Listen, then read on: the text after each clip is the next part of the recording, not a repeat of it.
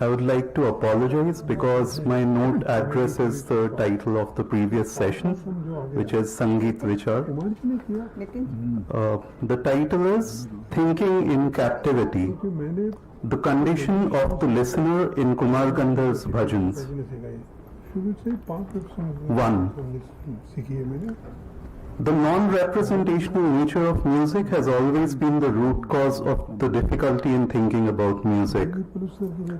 Western thinkers struggled to place music correctly within trivium and quadrivium, which collectively constituted their 7 liberal arts.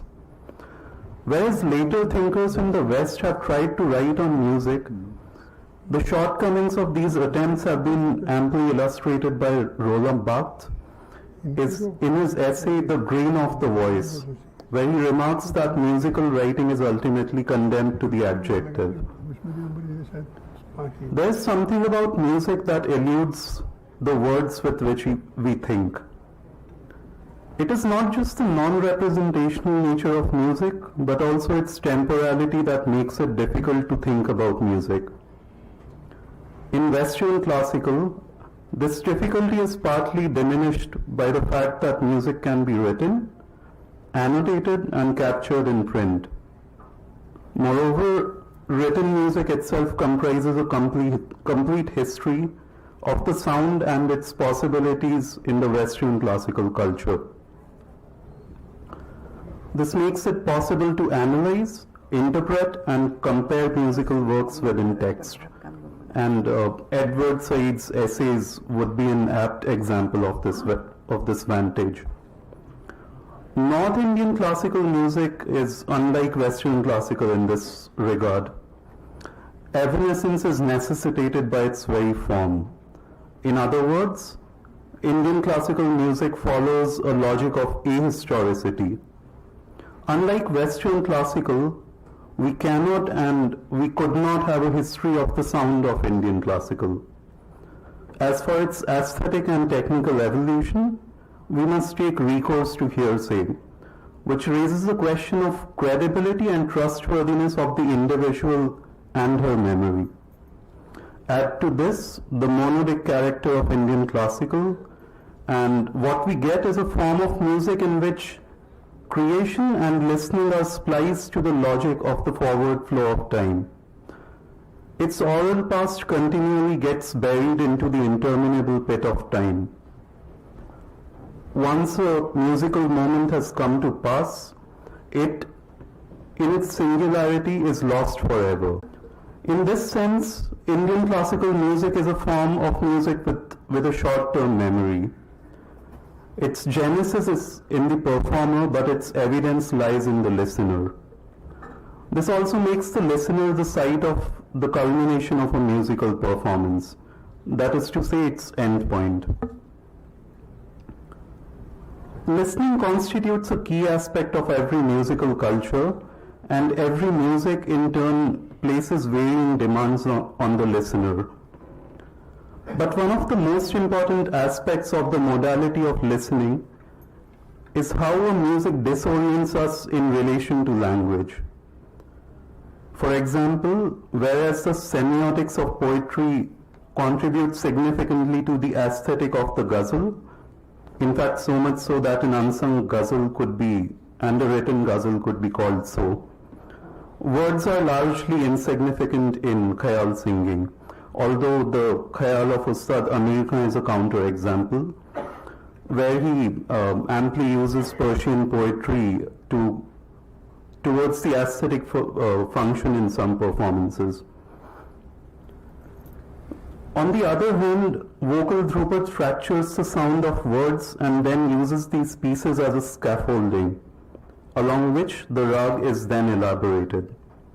Finally, instrumental music does away with the word and its sound altogether, and casts the swar into sounds made with matter. Each of these forms displaces us from our habitat of language to varying degrees, and in different ways. When we gravitate towards music, this is the displacement that we desire from it. We wish to lose ourselves. In other words, to transgress the linguistic construct of our identity, the superficial structures of time, and the semiotic topology of our world. To use Heidegger's metaphor, if language is the house of being into which we are locked, music seduces us out of this house into a space that is familiar and yet inaccessible to us without it. When we listen to music, we are no more. Music makes us intact once again, mending the blow that the duality inherent in language has dealt us. 2. That said, a contradiction is cached in the phrase musical thought. So then why are we contemplating on this subject in this seminar? I'm referring to the previous seminar. And how are we to contemplate on this phrase? We would be too ambitious in hoping to talk about that mode of thinking which gives birth to music, if we read Sangeet Vichar as musical thinking. The source of an artwork is always a mystery despite the convictions of the artist, and this is often proved by great critics. But the source of music is an inaccessible sight, which is unknown even to the virtuoso musician. This is exemplified by the creative draughts interspersed between the fertile periods of Western classical legends and by that occasional performance from which an Indian classical musician returns unsatisfied. We may recall Kumar Gandharv expressing this dissatisfaction to his son on an occasion. The creation of music requires a fertile space that has been emancipated from words, and thereby restored to a sight through which time flows unfettered, liberated from the illusion of permanence that word and sight have lent to our world. Moreover, even if we could locate the source of creation of music, representing or signifying it would be a pointless endeavor. I am therefore choosing to read the title of this session, Music-Thought, as it finds a unique relevance in the context of Kumar Gandharv. Read this way, the phrase not only attempts to conjoin two incompatible modes of thinking with the hyphen, meaning music and thinking, but it also points to one of the key contributions of Kumar Gandharv to the Indian classical musical culture, and that is to say, the bhajan as a musical form. The disjointedness between music and thinking not only becomes sharper in the bhajan of Kumar Gandharv, but also places strenuous demands on us, the listener. But what do we mean by bhajan? And can we even use the word to refer to Kumar Gandharv's creations? Bhajan is an implement for dhyan.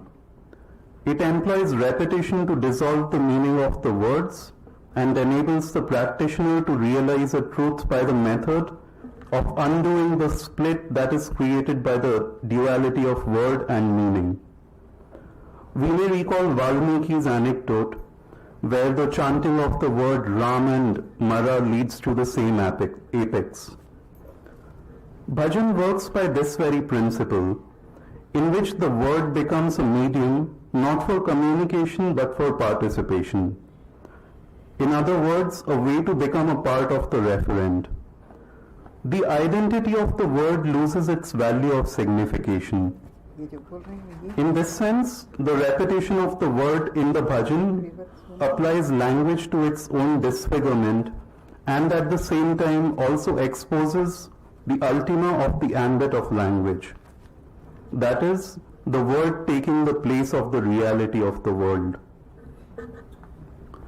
This, however, is not the climate which describes Kumar Gandharv's bhajans.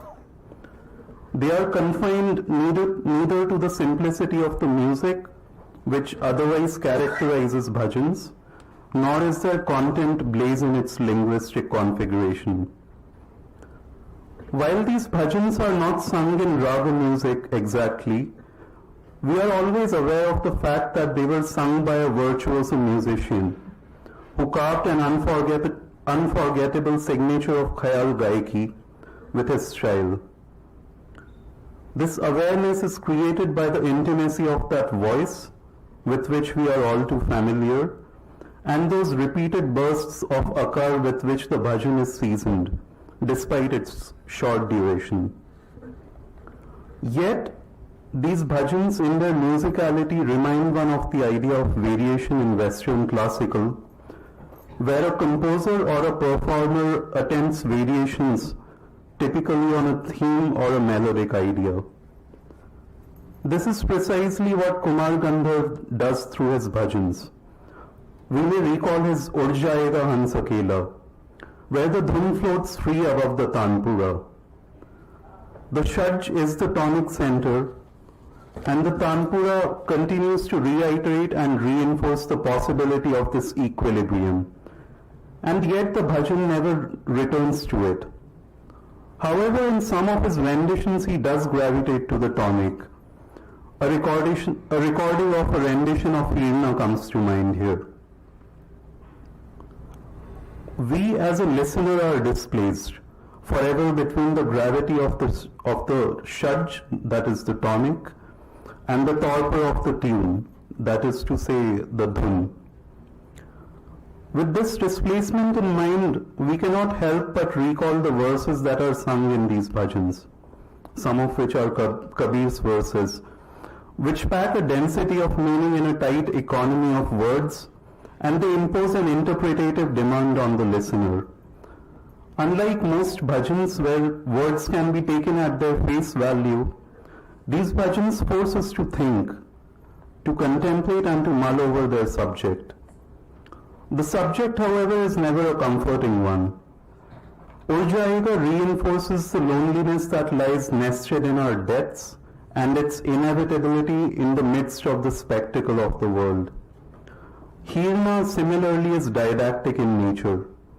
It warns us against the plenitude of the worldly, and the music almost laments the very existence of the Hirna, recognizing the inevitability of its fate given its condition in the world. However, the continuity of time that is implied in any musical duration forces us to think on these matters without resorting to the implements of thought or discourse. That is, digression, deduction, deferment, difference, or denial. We are cornered into solitude, and the verses of the bhajan imply us in their truth. We have no escape. The tal is inert and minds the function of the clock. It does little to create inflections in the punctuality of time itself. It discharges time of all expectancy and instead punctuates its continuity with inevitable durations. Ultimately, the very escape that we sought from language through music is refused to us. We may conclude that in Kumar Gandharv, the bhajan, which usually applies language to its own disfigurement, employs music against its own function. That is, its function of seducing us out of our habitat of language. These bhajans invite us to think at the brink of musical experience. They split us into a listener and a thinker, disallowing us to trespass into that other world of reality which is unknown to words. As a result, we are hard-pressed to dig into the roots of the very word bhajan, which comes from bhaj, meaning to distribute or to divide. Every music places certain demands on its listener. For example, whereas Zia Moinuddin Dagar's music invited us to witness and meditate at length on the minutiae of extramodal sounds in a rag, it is said that Ustad Fayaz Khan rattled the listener with his short yet vigorous journeys through multiple ragas in a single sitting. Kumar Gandharv's bhajans ordain us to listen as we think about, and think as we listen, about the preliminary principles of life and death and the fleeting nature of our time. They refuse a conclusive cognition of our condition. The imminence of death cannot become a fact. It is a truth that is continuously unfolding as we listen to Ol Jayega. The pitiable condition of the hyena is an eternal one, from which it cannot wince away. These bhajans teach us to think in the captivity of the experience of listening to music, while displacing us from the familiar sound structures of khayal music. Thank you.